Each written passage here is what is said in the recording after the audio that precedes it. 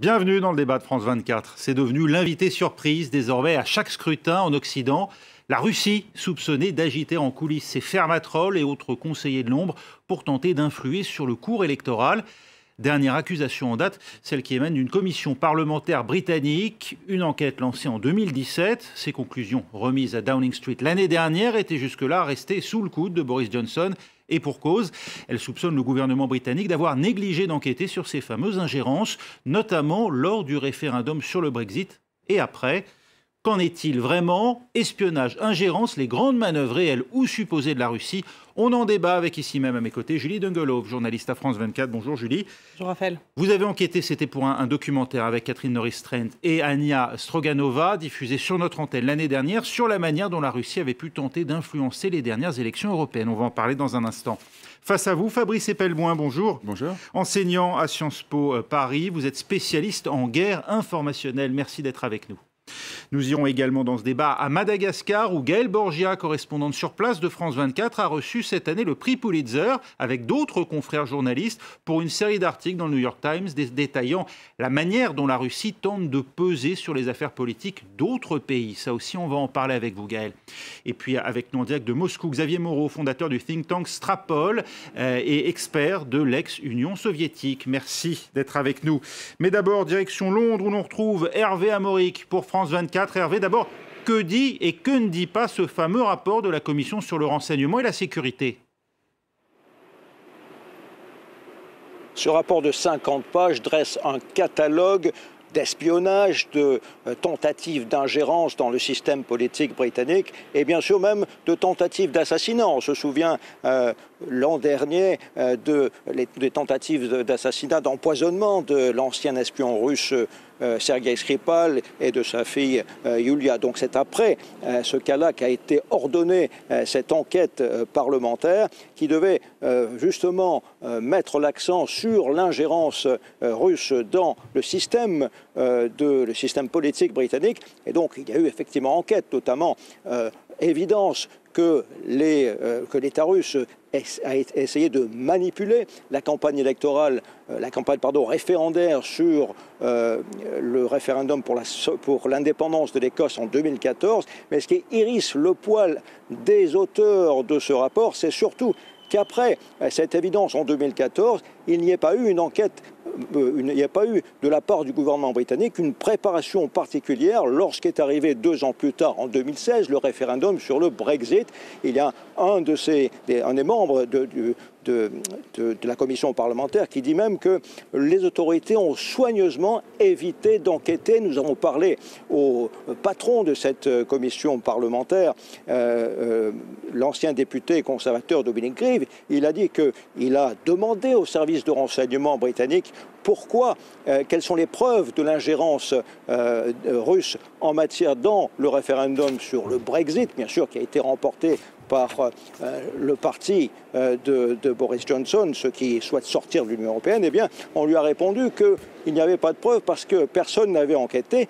Personne n'avait reçu mission pour les services de renseignement d'enquêter, donc le gouvernement n'avait pas souhaité enquêter.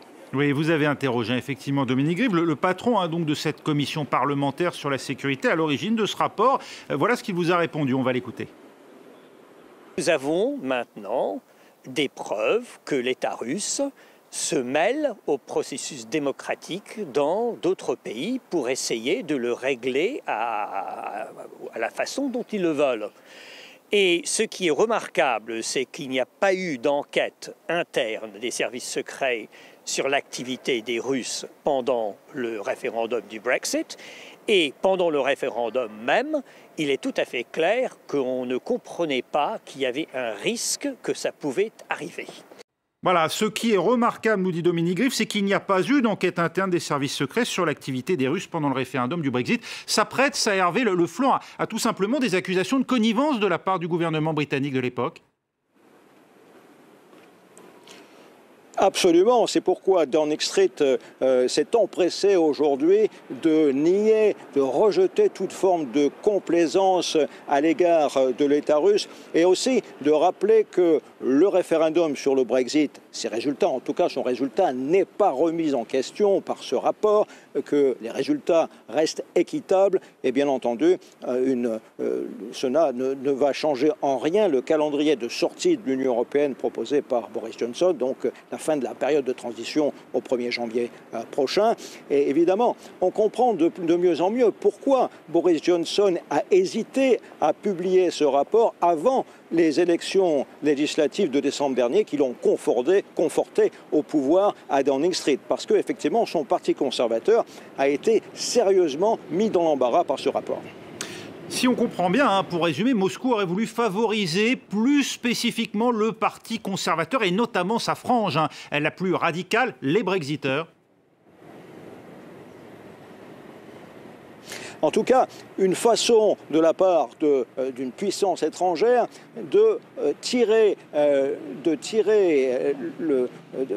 d'essayer de remuer l'Union européenne alors qu'elle est dans son moment probablement le plus critique depuis sa mise en œuvre. Et effectivement, au milieu du Brexit, évidemment, c'était un moyen pour l'État russe de chercher à jeter de l'huile sur le feu à un moment où toutes les institutions, notamment celle qui est ici derrière moi, qui est un peu un symbole de la démocratie européenne, le Parlement britannique, est remise en cause, puisqu'on se souvient de ce qui s'est passé à un moment où le gouvernement de Boris Johnson, avant ces élections, était incapable d'agir. Donc il y avait une véritable latence et une véritable absence de gouvernement et une situation de déconfiture de l'une des plus grandes puissances du monde.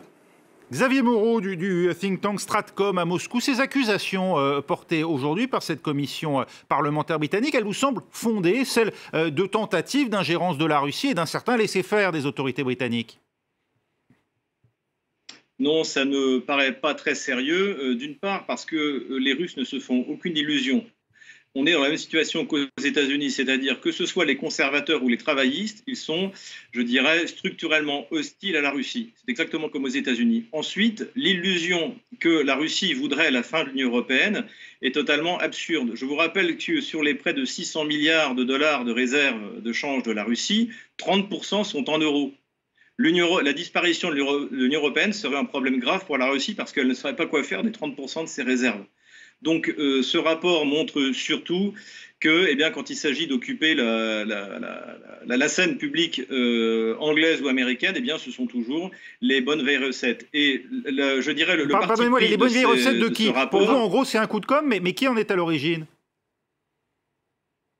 Je pense qu'il y a à la fois un lobby anti-russe, mais en même temps, il y a des positions stratégiques internationales qui opposent fondamentalement les puissances anglo-saxonnes à la Russie.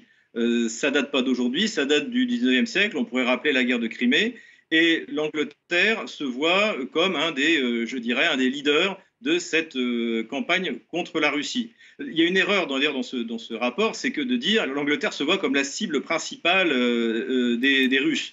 Ce qui est quand même assez ahurissant parce que les cibles principales des Russes, c'est les États-Unis, la Chine, l'Allemagne en Europe, qui d'ailleurs aujourd'hui tient tête dans le cas de Nord Stream 2 pour la première fois aux États-Unis. Et ce n'est surtout pas l'Angleterre qui, malgré mon anglophilie, écoutez, ne représente plus aujourd'hui la puissance qu'elle représentait au 19e siècle.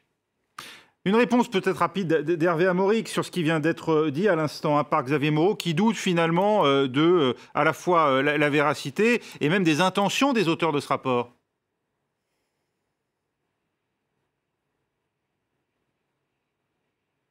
Intéressant pour le Royaume-Uni dans ce rapport également, et comme le disait Dominique Griff, son auteur tout à l'heure, c'est à quel point les hommes d'affaires russes, le Londongrad, comme on l'appelle ici, est installé à la fois au sein du système politique britannique, social même, puisque des hommes d'affaires très proches du gouvernement de Vladimir Poutine ont pu investir dans le parti conservateur de façon légale même, et certains membres de la Chambre des Lords reçoivent des enveloppes considérables de la part d'hommes d'affaires russes, ce qui n'est pas non plus illégal, ce qui serait illégal par contre à la Chambre des communes pour les députés, mais ce qui n'est pas ici pour la Chambre des lords. Et ce que disaient donc les membres de cette commission parlementaire, c'est qu'il est temps de faire un peu de ménage dans la morale politique ici au Royaume-Uni, parce qu'il est clair que ce versement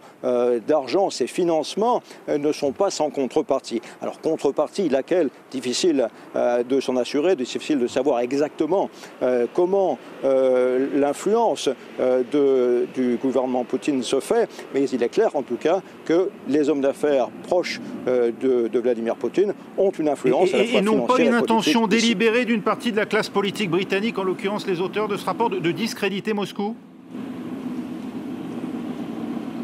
comme le laisse entendre Xavier Moreau? Ça, je ne sais pas. En tout cas, ce qu'il est clair, c'est que je ne sais pas si c'était leur intention. En tout cas, je sais que le président de cette commission parlementaire, Dominic Grieve, est un ancien député conservateur. C'est un éminent avocat qui a été attorney général ici et que moralement, il a toujours été d'une éthique remarquable. En revanche, effectivement, quels sont est-ce qu'ils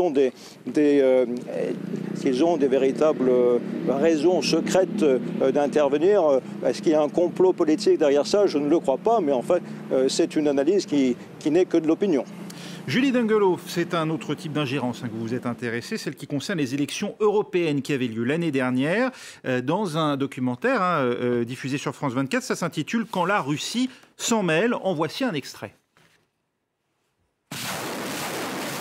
Le conflit en Ukraine cristallise toutes les tensions entre la Russie et l'Europe. En mars 2014, Vladimir Poutine signe l'annexion de la Crimée. Un mois plus tard, le conflit dans l'est du pays fait ses premières victimes. Les sanctions européennes tombent. Les développements de 2014, en particulier en Ukraine, ont mobilisé ou ont rendu plus actives les relations entre l'extrême droite européenne et Moscou. Après le début de la guerre russo-ukrainienne, la Russie a été sanctionnée. Et en réponse à ces sanctions, la Russie aurait tenté de s'ingérer dans les élections. C'est ça que vous avez observé, Julie. Ces sanctions occidentales lors du conflit en Ukraine ont été déterminantes dans cette volonté d'ingérence?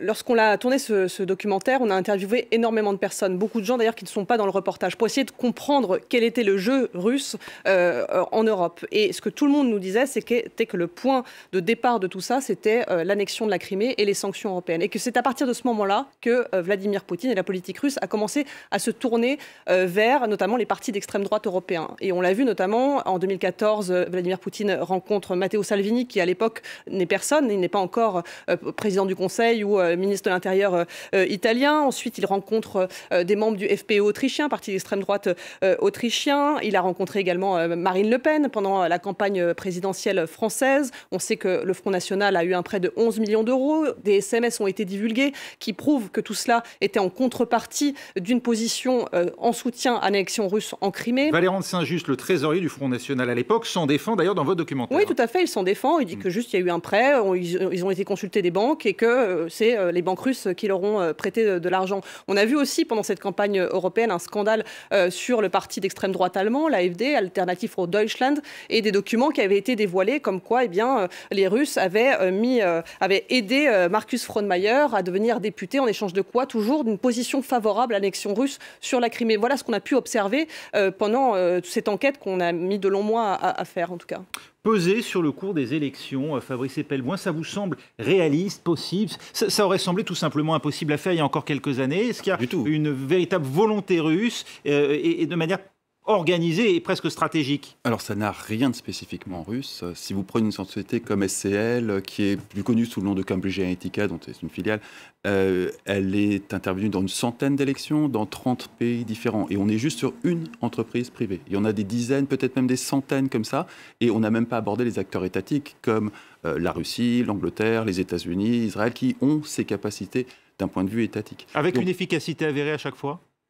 avéré et problématique. Avéré, ça voudrait dire qu'il y a une expérience scientifique, un échantillon de test, du placebo. On ne peut pas faire ce genre d'expérience, mais Facebook a malgré tout fait pas mal d'expériences sociologiques avec des échantillons qui font rêver tous les sociologues pour montrer que oui, Facebook était capable d'avoir un impact. Donc ça tendrait à prouver qu'effectivement, Cambridge Analytica, dans sa forme la plus sophistiquée, qu'est le Brexit et l'élection de Donald Trump, marche.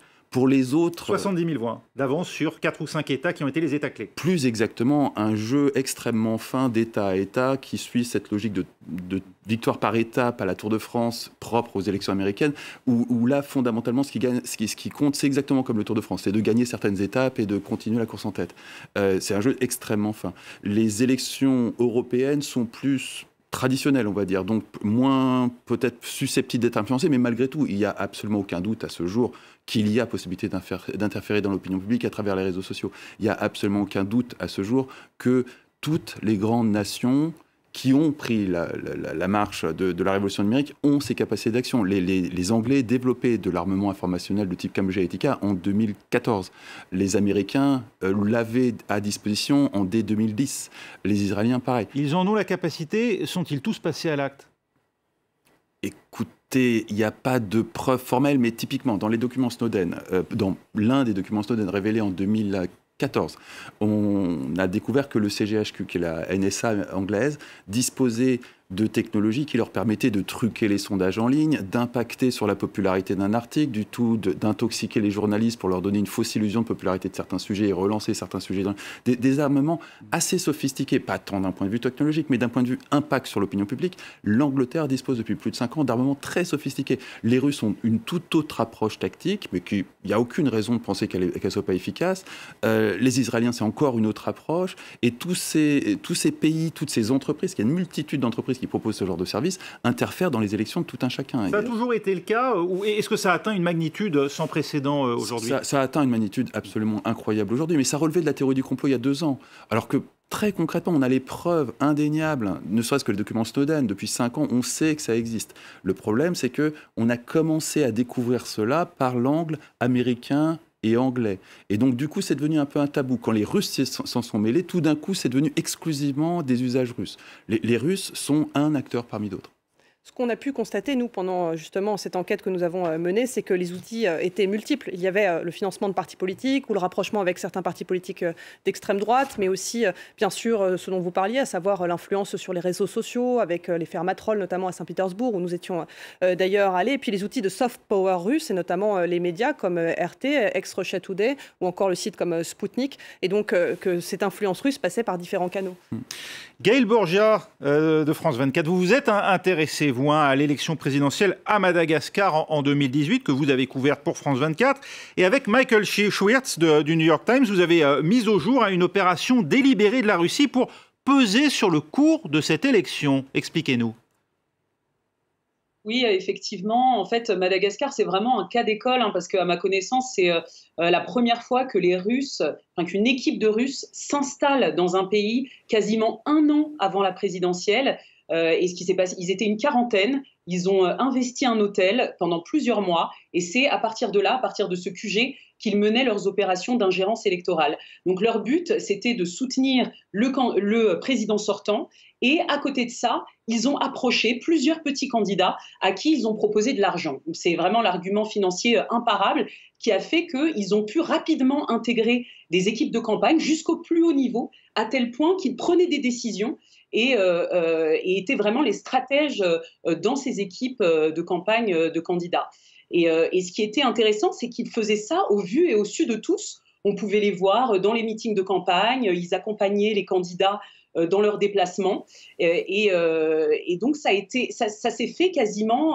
ils n'ont pas eu de problème finalement, puisque c'était autorisé par la loi électorale. La loi électorale malgache autorise les financements étrangers. Donc ils n'ont eu aucun problème en fait pour s'installer à Madagascar et mener ce genre d'opération. Et ils n'ont pas cherché donc visiblement à se cacher, ce qui pose aussi une autre question. Ils le font presque à ciel ouvert aujourd'hui. Pourquoi néanmoins une telle débauche de moyens? Que recherchait la Russie à Madagascar?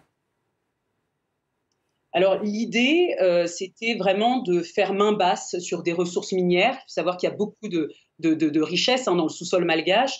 Ils ont essayé d'obtenir le permis d'exploitation pour une mine d'or, par exemple, dans l'Ouest. Ils n'ont pas réussi. Ils ont signé avant la campagne électorale, donc avec l'équipe du président sortant, un partenariat pour créer en fait une joint venture russo-malgache, et ils ont réussi à détenir 80% de cette joint venture. C'était une société d'extraction de chrome. Donc finalement, ça n'a pas duré puisqu'ils sont partis à cause de problèmes de grève. La société malgache était très endettée. Et donc, globalement, leur objectif économique n'a pas véritablement marché à Madagascar. Mais en tout cas, c'était leurs intentions au départ.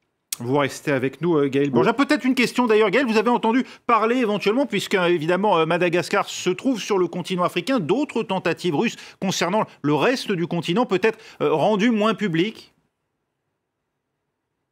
À ma connaissance, ils sont très présents en Centrafrique, et il y a une vraie volonté de challenger la France sur son précaré, la France qui est toujours très présente dans ses anciennes colonies. Donc il y a un jeu de pouvoir et d'influence à ce niveau-là. Et en tout cas, à Madagascar, il est clair qu'il y avait cette volonté en tout cas de challenger la présence de la France à Madagascar, et notamment sur certains sujets, comme par exemple la question des îles éparses. Il faut savoir que Madagascar a un conflit territorial avec la France au sujet d'un archipel dans le canal du Mozambique, et les Russes ont en tout cas soutenu les candidats qui en tout cas essayent de récupérer ces îles éparses. Donc il y a un vrai jeu d'influence, de pouvoir, en tout cas avec la France. Vous restez avec nous, Gaël. Xavier Moreau de Stratpol à Moscou. Comment justifier la présence de conseillers russes auprès de candidats à une élection présidentielle d'un pays étranger, comme ça a été le cas à Madagascar? Écoutez, je vous rappellerai qu'au moment du référendum sur le Brexit, Barack Obama s'est rendu en Angleterre pour soutenir le Bremen, ceux qui voulaient rester dans l'Union européenne. Donc le fait que des pays en soutiennent d'autres... il n'a pas forcément envoyé une armée de conseillers. Les États-Unis en Amérique du Sud. Oui, mais bon, c'était pas la peine. Je pense que les Bremeners étaient capables de se défendre eux-mêmes. Mais je dirais que les Russes sont des petits joueurs. Quand vous voyez ce que peut faire la NED, donc, qui dépend du ministère des Affaires étrangères, quand vous voyez ce que peut faire l'Open Society de George Soros et l'ingénierie sociale, je dirais que les Russes interviennent légalement à Madagascar. Bon, si c'est légal, la France a qu'à en faire autant pour les candidats adverses. C'est pas un problème. La question qui se pose dans le rapport justement anglais, c'est qu'il n'y a aucune preuve. J'ai parcouru le rapport, il n'y a aucune preuve. C'est exactement comme l'affaire Skripal. Aujourd'hui, on ne sait toujours pas ce qui s'est passé, aucune preuve n'a été fournie. Ce qu'on sait, c'est que la fille de Skripal a été kidnappée par les services secrets anglais. La dernière fois qu'elle est passée dans la presse, c'était pour dire qu'elle voulait rentrer en Russie. Et depuis, on n'a plus de nouvelles. Tout ce qu'on a appris, c'est qu'a priori, elle était partie s'installer en Nouvelle-Zélande. Donc, si vous voulez, il ne faut pas non plus diaboliser la Russie. L'ingérence dans les pays étrangers, c'est de la politique étrangère. Ça peut être fait par la politique étrangère, ça peut être fait par les services secrets. Tout ça, c'est l'histoire de l'humanité. Mais la question est aussi, c'est une question d'estime du peuple anglais. Est-ce que vraiment le peuple anglais a pu se laisser influencer au point de voter contre son intention? Moi, je n'y crois pas plus que je crois que, et d'ailleurs le rapport Mueller l'a prouvé, que Trump ait été élu parce que les Russes s'en soient mêlés. Et en ce qui concerne toujours le rapport anglais, je voudrais quand même ajouter que ceux qui sont cités en remerciement, c'est Anne Applebaum, qui est une historienne américaine anti-russe rabique. C'est Bill Browder, qui est à l'origine du Magnitsky Act. Alors, je renvoie vos auditeurs au film Magnitsky Act Behind the Scene. Et là, on voit qui est également exactement Bill Browder. Et surtout, il y a Christopher Steele, c'est-à-dire celui qui est à l'origine du rapport qui a été utilisé par le FBI et les Clinton pour essayer de faire croire au Russiagate. C'est Christopher Steele qui a inventé l'histoire complètement loufoque que Donald Trump, avant l'élection, quand il s'était rendu pour 36 heures à Moscou, aurait payé 5 prostituées pour uriner sur le lit qu'aurait occupé Barack Obama parce qu'il déteste Obama. Donc, ce rapport est au niveau de ces gens-là. Et encore une fois, c'est ce à quoi il faut s'intéresser. C'est quelles sont les preuves de l'ingérence de la Russie dans le référendum écossais, dans le référendum sur l'Union européenne. Il n'y en a aucune, pas plus qu'il y en a sur Skripal. Et voilà, c'est tout. Vous noterez au passage que vous donnez de la résonance à cette affaire de Moscou, hein, cette affaire concernant Donald Trump et Dito Barack Obama. Oui. Enfin, c'est vous qui lui donnez corps hein, en la transmettant à nouveau. Je laisserai dans un instant, en tout cas, Hervé Amaury, vous répondre notamment sur la fille hein, de Sergei Skripal, dites-vous enlevée par les services secrets britanniques. On verra ce que dit notre correspondant sur place, Fabrice Epelboin, des Russes, des petits joueurs incapables d'influencer l'électorat britannique, nous dit Xavier Moreau. Qu'en pensez-vous ? Je pense que prendre les services de renseignement russes pour des petits joueurs, c'est quand même méconnaître fondamentalement ce qu'est la Russie ou ce qu'a été l'URSS. Non, c'est absolument pas des petits joueurs. Ils ont une stratégie qu'il faut comprendre dans l'évolution de leur outil. Et je parle strictement de l'aspect réseaux sociaux. Hein. Le reste, non pas m'intéresse pas, mais je n'ai pas un avis particulièrement pertinent sur la corruption de la Chambre des Lords anglaise. Sur l'aspect réseaux sociaux, la Russie avait un dispositif qui servait à imposer la vérité sur son propre territoire. Et elle l'avait depuis un bout de temps. On parle de l'URSS, là. Oh non, je parle de la Russie. Il n'y a pas de réseaux sociaux en URSS.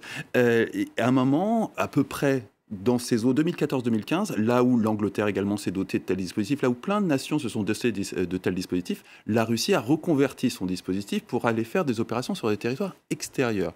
Ça donne toute la connotation et l'explication de l'appareil russe. C'est-à-dire, grosso modo, une quantité faramineuse de gens de bas niveau qui sont opérés par des gens, eux, de haut niveau et qui produisent de la désinformation, de la déstabilisation à haute fréquence, mais pas avec une qualité phénoménale. On a réorienté l'appareil de propagande à des fins de politique étrangère et en bénéficiant d'une armée de main-d'œuvre, en fait. Une armée de main-d'œuvre. Mais des dispositifs d'armée de trolls destinés à imposer la vérité révélée à une population et opérée par des gouvernements, c'est courant. Vous en avez en Indonésie comme en France. Sauf que Xavier Moreau nous dit que ce n'est pas forcément efficace, en tout cas, pas de nature à convaincre un électeur britannique de changer d'avis. C'est parfaitement efficace parce que ça rentre en résonance avec une capacité qu'ont ces algorithmes qui gèrent le flux d'informations de Facebook, de Twitter et de tout, à polariser l'opinion. Donc ça renforce la polarisation de l'opinion. À partir du moment où vous comprenez ces algorithmes et que vous jouez avec et que vous jouez dans le sens des algorithmes, bien sûr que vous allez être extrêmement efficace. Si vous cherchez à convaincre individuellement que vous feriez avec un appareil médiatique, non, vous ne serez pas efficace.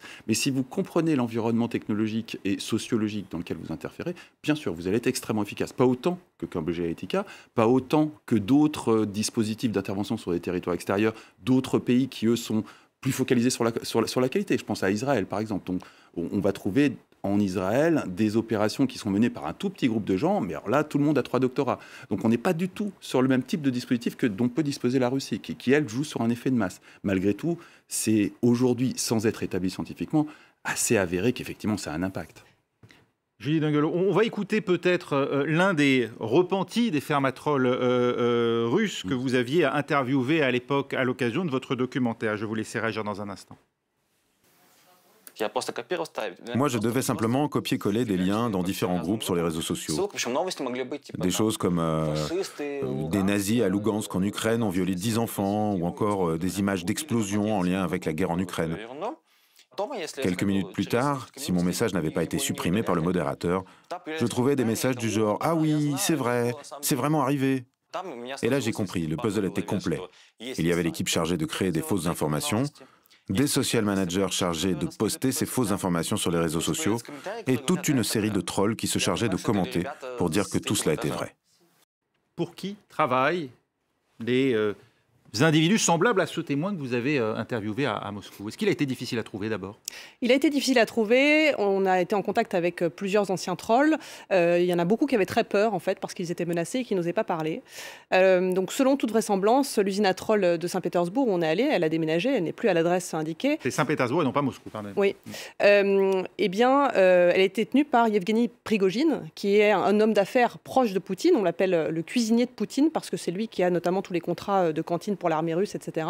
Et donc, ça serait lui qui tiendrait cette usine à trolls et paierait ces trolls, ces jeunes gens.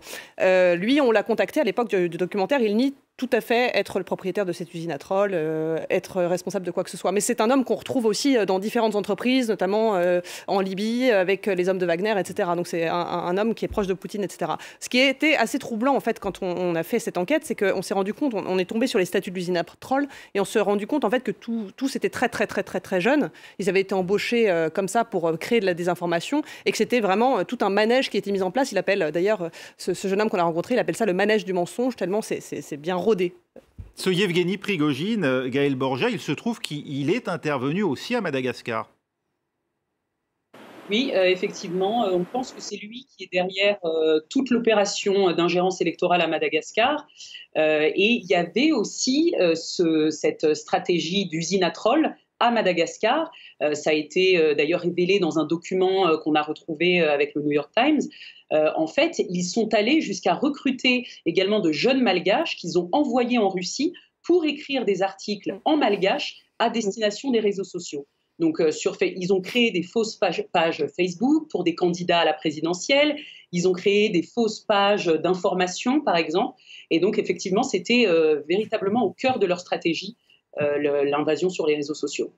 Ce que me disait aussi un journaliste d'investigation en russe avec lequel je parlais, pour rebondir à ce que vient de dire Gaël, c'est qu'en fait, aujourd'hui, l'usine à troll, elle s'est déplacée, elle n'est plus à l'endroit indiqué. Ils sont rentrés dans la clandestinité, mais ils existent encore. Et ils ont renforcé, en fait, la langue anglaise, notamment. Donc, aujourd'hui, ils trollent davantage, enfin, ils interfèrent sur les réseaux sociaux davantage dans d'autres langues. Et ce que disait Gaël aussi, c'est qu'ils font également venir des gens d'autres pays pour les former au trolling et pour interférer sur les processus électoraux. C'est ce que nous ont dit plusieurs journalistes d'investigation russes. Un exemple également cette fois au Royaume-Uni, Hervé Amorix, c'est ce que semble révéler en tout cas le rapport parlementaire qui évoque des bribes de négociations commerciales entre Royaume-Uni et États-Unis qui ont été diffusées sur les réseaux sociaux. En effet, c'était pendant la campagne électorale de décembre dernier. Le chef de l'opposition travailliste, à ce moment-là, s'est retrouvé lors d'une conférence de presse avec un document qui avait été publié, qui était un extrait de négociations confidentielles entre les États-Unis et le Royaume-Uni sur un éventuel accord commercial futur. Et bien entendu, Boris Johnson, pendant toute cette campagne, a assuré qu'il n'allait pas vendre le NHS, le système de santé britannique, qui est un système public aux Américains. Et en effet, à ce moment-là, il apparaissait que le système de santé, au moins une partie, la partie la plus intéressante pour les sociétés, la partie médicamentale, avait été éventuellement discutée, mise sur la table des négociations, en tout cas. Donc, est-ce que cela a pesé dans la campagne électorale à ce moment-là? Certainement pas énormément, puisqu'on a vu le résultat. C'est une campagne qui part de beaucoup plus loin et qui avait deux personnages qui se sont opposés. Mais en tous les cas, il est clair qu'il y a eu des fuites, qu'il y a eu des éléments que sans doute une puissance capable de se procurer ce genre de documents confidentiels a pu publier.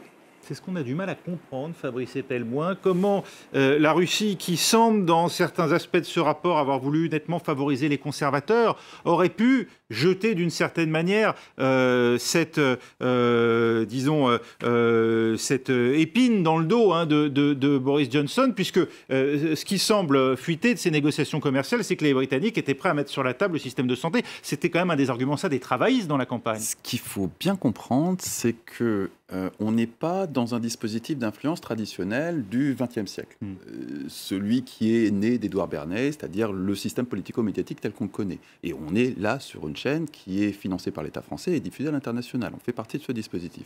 On est sur quelque chose qui opère sur les réseaux sociaux et qui tire parti d'un environnement médiatique qui n'est pas vraiment médiatique, vu que les réseaux sociaux, ça ne sont que des tuyaux, pas des contenus. Donc, le but du jeu, c'est de jouer avec cet environnement-là et donc de favoriser la polarisation. C'est pas de prendre parti pour un candidat ou pour un autre. Donc l'intentionnalité, c'est pas de prendre parti pour un camp, mais c'est juste de rendre le jeu illisible. Le modus operandi, c'est la polarisation. L'intentionnalité, dans le cas du Brexit, très vraisemblablement, c'est de favoriser le Brexit. Mais la modalité, c'est de polariser. Accentuer les fractures. Accentuer les fractures. Trouver les fractures, accentuer les fractures. Aux États-Unis, on avait des opérations sans doute commanditées par la même usine à troll qui consistait à organiser une manifestation Black Lives Matter et de l'autre côté une manifestation du Ku Klux Klan. Le but du jeu, c'est vraiment que tous les conflits se polarisent. On a de ce même genre d'intervention, je pense au schéma français, où on a eu une intervention des services russes qui consistait à appuyer du côté des féministes et à essayer de leur donner du grain à moudre. Évidemment, on peut légitimement douter de la volonté de Vladimir Poutine de prendre parti pour les ultra-féministes. Mais l'idée, c'est de créer de la confusion ou de la perturbation. Créer des extrêmes. Et on l'a vu notamment aussi pendant les manifestations des Gilets jaunes. Tout à fait. Et ainsi que du côté de notre propre gouvernement et de La République En Marche, qui a, elle aussi, mis en place sa petite usine à troll. Je précise, Fabrice Ebelmoy, vous faisiez le parallèle, je pense, avec la chaîne, en disant, nous sommes sur une chaîne française qui émet à l'international, nous ne sommes pas la courroie de transmission du gouvernement français, en l'occurrence, que nous n'hésitons pas à critiquer. Vous faites partie d'un outil de soft power. Oui, mais enfin, en l'occurrence, l'information n'est pas maîtrisée par le pouvoir ici, puisque nous critiquons. C'est plus subtil, on est dans une démocratie, mais malgré tout, c'est un outil de soft power. C'est certainement pas aussi radicalement opéré que, par exemple, RT News, mais ça reste un outil de soft power. Et ça reste surtout... Il y a peut-être plus d'esprit critique ici qu'à RT, c'est ce que vous dites. Oui, ça je vous confirme. Enfin, ça dépend de quel RT on parle. RT États-Unis n'est pas du tout sur la même approche tactique que RT France. Typiquement, c'est deux chaînes totalement différentes. Et il y a une approche tactique qui est très localisée, c'est RT. Alors que là, dans le cas de France 24, c'est une seule approche tactique qui irradie le monde entier. Donc on est encore dans une vieille conception d'un média qui va arroser d'une vérité tout, fût-elle vraie ou pas, tout le monde entier. Les Russes sont déjà sur quelque chose de beaucoup plus parcellaire, beaucoup plus granulaire, et ils vont avoir une stratégie en France avec RT France qui ne sera pas du tout la même chose que la stratégie américaine avec RT US. Si vous regardez RT US et RT France, ça n'a rien à voir en termes de ligne éditoriale, en termes de... Aucun rapport. Les Russes sont beaucoup plus adaptés au monde contemporain. Ils agissent localement avec des points très précis. Là où l'appareil français est encore très, finalement, hérité du XXe siècle, avec un gros média qui irradie tout l'ensemble du continent africain. Xavier Moreau, une réaction peut-être sur ce qui vient d'être dit, justement sur les intentions du pouvoir russe. Est-ce qu'il pourrait y avoir l'intention tout simplement de créer la confusion finalement et de rendre très difficile le mode de fonctionnement de nos vieilles démocraties ? Comme je vous l'ai dit, la Russie ne souhaite pas la fin de l'Union européenne, sinon elle n'aurait pas 30% de ses réserves de change en euros. Ensuite, la confusion, elle est plutôt dans ce que j'entends en ce moment. C'est-à-dire que vous avez d'un côté un président qui légalement invite une société russe à organiser sa campagne électorale. Vous avez un président centrafricain qui légalement invite des mercenaires russes ouvertement à participer aux opérations militaires dans son pays. La question qui se pose en ce qui concerne le rapport anglais, c'est est-ce que les Russes ont fait de l'ingérence sans que ça se sache? Et dans ce rapport, et je suis désolé, de la même manière que ces histoires de la Russie qui favoriserait le féminisme, il n'y a aucune preuve. Aucune preuve. Donc tout ça, et par exemple, obtenir l'interview de quelqu'un devant un bâtiment qu'on appelle une ferme à troll à Saint-Pétersbourg, moi, pour $500, je vous l'obtiens. Donc là aussi, c'est bien gentil d'affirmer des choses comme ça, mais il faut les prouver. Voilà. Julie Guinagolo vous répond, elle n'a payé personne pour obtenir ce témoignage. Oui, c'est contraire à toute règle de déontologie. Je n'ai payé personne. J'ai enquêté de longs mois pour justement avoir et pouvoir croiser les témoignages pour justement ne pas faire confiance au premier venu, mais au contraire, vérifier mes informations à chaque point de l'enquête. Au-delà de ça, j'ai pu me permettre, vous n'êtes pas loin sans faux la seule personne à avoir recueilli un témoignage d'un ancien d'usine à troll. Il y a pléthore de témoignages, il n'y a pas l'ombre d'un doute. C'est ce qu'on appelle dans le journalisme croiser des sources. Elles ont été croisées, recroisées, documentées. On sait parfaitement que cette usine à troll existe. Elle existe. Et on sait parfaitement qu'il y a une multitude de gouvernements qui ont ce genre de choses. On est dans un grand jeu d'hypocrisie avec la Russie qui dit mais tout ça n'existe pas et l'Occident qui dit mais ça n'est que la Russie. Je ne sais pas très bien quel est le plus hypocrite à ce jeu, mais il y a un moment, il va falloir regarder en face le fait que tout le monde fait ça. Xavier Moreau, Fabrice Ebelmoy dit, certes, les Russes le font, mais tout le monde le fait. Vous dites, les Russes ne le font pas. Non, c'est pas ce que je dis. Ce que je dis, c'est que le marketing numérique, c'est-à-dire que vous voulez vendre un produit, ça peut être un président, une élection, un yaourt ou une voiture, vous faites appel à des entreprises de marketing numérique.